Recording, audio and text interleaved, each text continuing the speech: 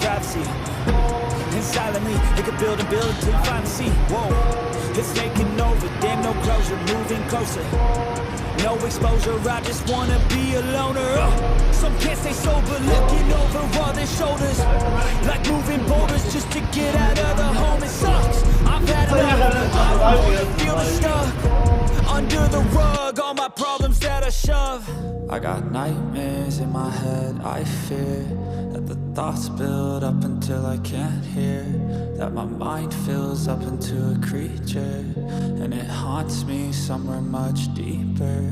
I got nightmares in my head, I fear that the thoughts build up until I can't hear, that my mind fills up into a creature, and it haunts me somewhere much deeper.